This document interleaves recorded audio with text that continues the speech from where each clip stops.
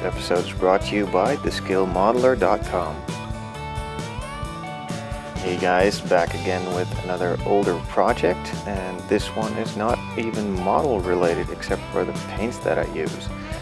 I had a little incident with my car and a wall and my mirror scraping it a bit, so I had to repaint them because I was really annoyed by that tiny little scratch on the side of the mirror, and I wanted to do them in another color anyway. So I figured this was the chance to do it, or else I wouldn't do it at all. So after dismantling the mirrors and taking the mirror caps off, I started wet sanding them with some 600 grit sandpaper, then washed it off, sanded it again, and repeated that till I was happy. Then I used some tack cloth to get rid of all the dust that might have fallen onto it and started priming it. I only gave it one really thick coat of primer, as this was already a pre-painted part from my car, and I only wanted to have a good base for the paints that I'm using.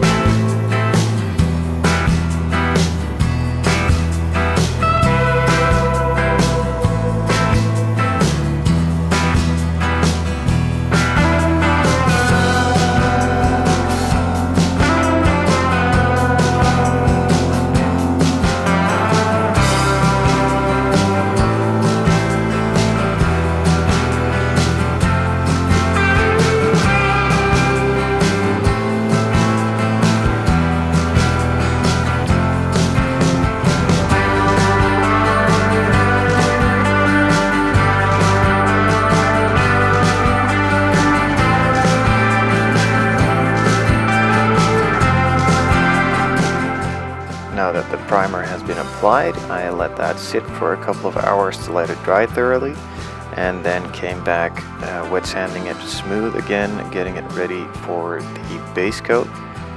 And I'm doing this with some 600 grit wet and dry.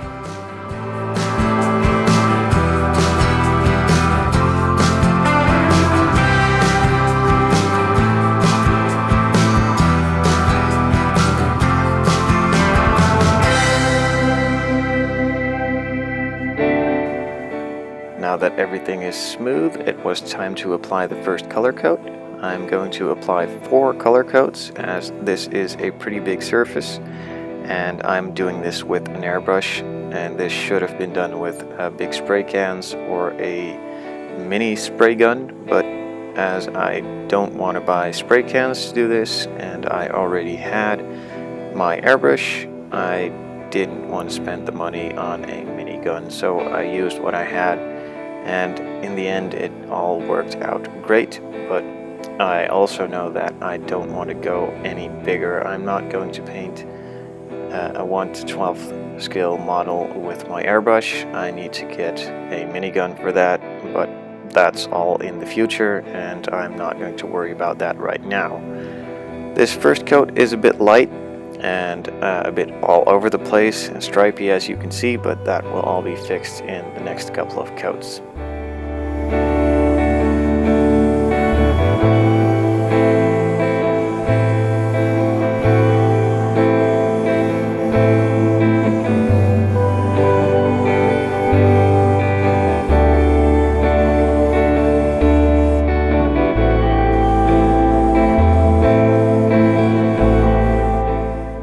First coat is now done, and it's time for the second coat. I let the coats dry about 5 to 10 minutes in between, as it was pretty hot out here in the Netherlands back then. It was about 20 degrees outside, so it dried pretty quickly and I could move on after painting the other cap and then switch in between without having to wait at all. So that was pretty good, and it went pretty quickly. I think I painted them both within an hour, so that's pretty good. If you ask me, it's a pretty big surface to do with an airbrush, but hey, I had fun. They came out great. Now, in total, I applied 4 coats. This is the second, and the third and the fourth are coming up right behind this one.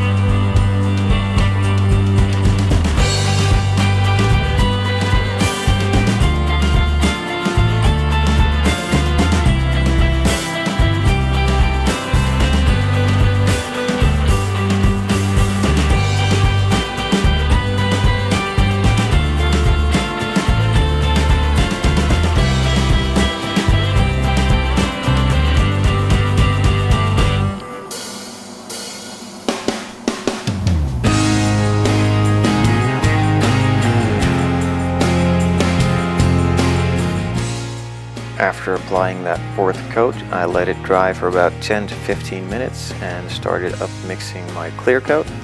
This is done by the mixing ratio that's on the bottle. I believe it's 100 parts of clear, 50 parts of hardener, and about 40 to 50 parts of thinner as well, and then reducing that each coat. So after applying the first coat, I added some more thinners to the mix and doing that as well between the second and the third coat. And the purpose of that is that the thinners evaporates into the air out of the clear, and the more thinners in it, the more thinners will evaporate, and the smoother and tighter the finish will grip onto the panel.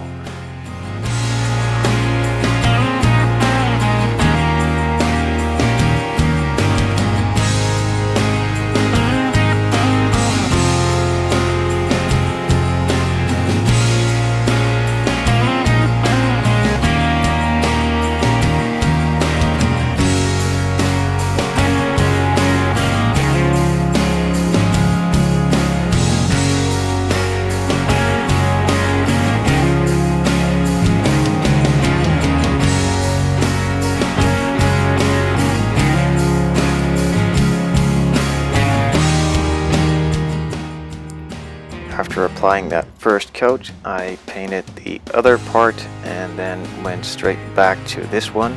So I think the flash off time is about 2 to 3 minutes in between each coat.